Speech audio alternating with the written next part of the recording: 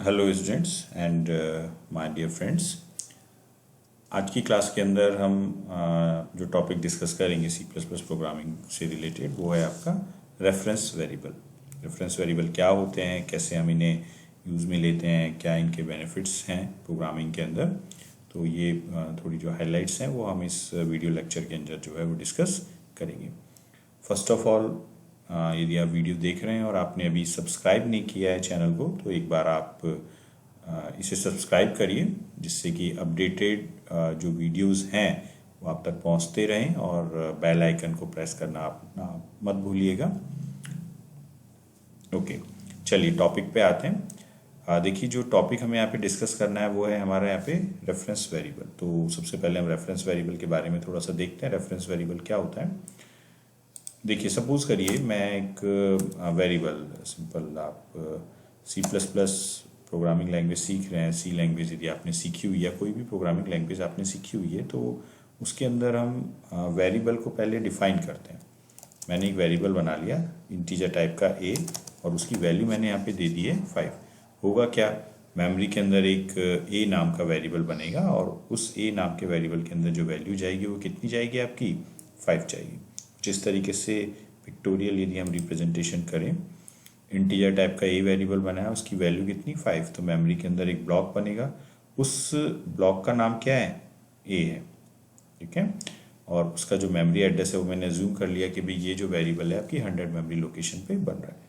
Reference variable basically क्या है? Reference variable वो वेरिएबल है कि पहले से जो वेरिएबल मेमोरी में एग्जिस्ट कर रहा है, यदि आप उसे कोई दूसरा नाम देना चाहें, कोई दूसरे वेरिएबल के थ्रू यदि आप उसे डिफाइन करना चाहें, तो वो भी आप उससे का डिफाइन कर सकते हैं। फॉर एग्जांपल बी, जैसे मैं चाहता हूँ इसी मेमोरी लोकेशन का नाम जिसको मैंने ए दिया है, उसी मेमोरी लोकेशन का दूसरा नाम क्या होना चाहिए, बी होना चाहिए। अब यदि आपको 5 एक्सेस करना है तो आप उसे ए वेरिएबल के थ्रू भी एक्सेस कर सकते हैं, और आप उसे बी वेरिएबल के थ्रू भी उसका एक्सेस जो है वो कर सकते हैं। ए से एक्सेस करेंगे तो भी वैल्यू 5 ही है, मेमोरी लोकेशन 100 एक्सेस होगी।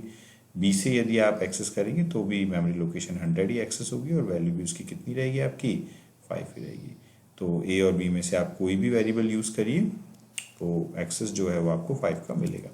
बट इसमें एक चीज़ ध्यान रखनी है कि ए वेरिएबल जो है वो आपका नॉर्मल वेरिएबल जो हमने बनाया है, और बी को हम यहाँ पे क्या कह रहे हैं, रेफरेंस वेरिएबल कह रहे हैं।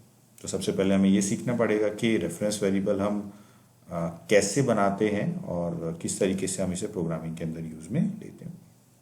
एक इम्पॉर्टेंट चीज़ आप लोगों और ध्यान रखना है यहाँ पे कि ये जो रेफरेंस वेरिएबल है, आप एक वेरिएबल के कितने ही रेफरेंस वेरिएबल्स जो है वो बना सकते हैं।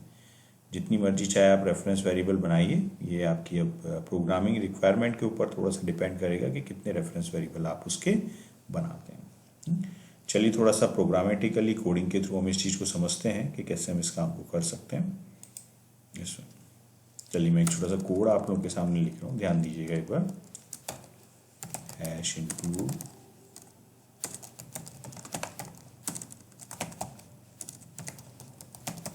iostream.h, ये हेडर फाइल्स मैंने इंक्लूड कर दी हैं। एंड मैं जो यहाँ पे एक वेरिएबल बना रहा हूँ वो वेरिएबल है एक इंटीजर टाइप का। This one is integer a equals to 5। अब देखिए, ये जो ए नाम का हमने वेरिएबल बनाया, इसका हमें रेफरेंस क्रिएट करना है। तो कैसे करेंगे? एक वेरिएबल मैं बना रहा हूँ बी। इंपॉर्टेंट चीज़ ध्यान रखनी है, जब भी आप रेफरेंस वेरिएबल बनाएंगे उससे पहले आपको एम्परसेंड लगाना है, जस्ट अ सिंटैक्स। जैसे हम पॉइंटर बनाते थे तो पॉइंटर से पहले एस्ट्रिक लगाते थे, स्टार लगाते थे, ऐसे ही आपको रेफरेंस बनाते समय उस वेरिएबल से पहले क्या लगाना है, एम्परसेंड, और असाइन करके आपको उस वेरिएबल का नाम लिख देना है जिसका आप रेफरेंस जो है यहाँ पे बनाना चाह रहे हैं। तो मैंने लिख दिया integer ampersand of B equals to A. इसका मतलब ए नाम के वेरिएबल का जो रेफरेंस है वो आप यहाँ पे बी जो है वो क्रिएट हो चुका है। मतलब सेम मेमोरी लोकेशन को ए रिप्रेजेंट कर रहा है और बी भी उसे रिप्रेजेंट कर रहा है। चलिए एक बार हम इनको डिस्प्ले करा के देख लेते हैं। Handle B and get C H and return 0।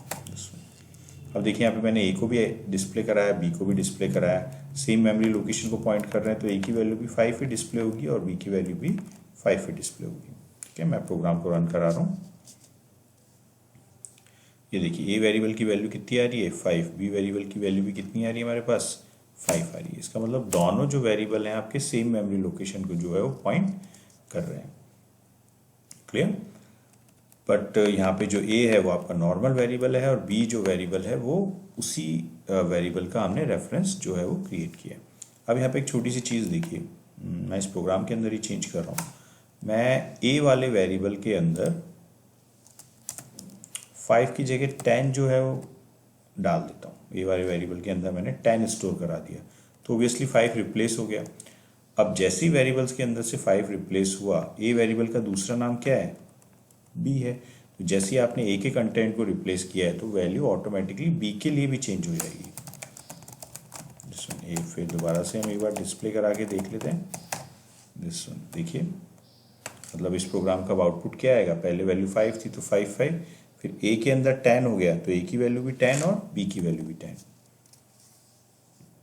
देखिए हमने b को तो कहीं चेंज नहीं किया, a को चेंज किया, बट b ऑटोमेटिकली चेंज क्यों हो रहा है? क्योंकि जिस वेरिएबल का नाम a है उसी वेरिएबल का दूसरा नाम क्या है? b। आप a को चेंज करोगे तो दूसरे के ऊपर इफेक्ट ऑटोमेटिकली आएगा। सपोज करिए मैं यहाँ पे a के अंदर कुछ नहीं डालता, मैं b के अंदर यहाँ पे डाल देता हूँ। सपोज करिए मैंने डाल दिया 15 इसमें। अब मैं b को चेंज कर रहा हूँ। ऑब्वियस सी बात है कि a भी जो है वो चेंज होगा। यहाँ पे हुआ या नहीं हुआ, एक बार हम रन कराते हैं इसे।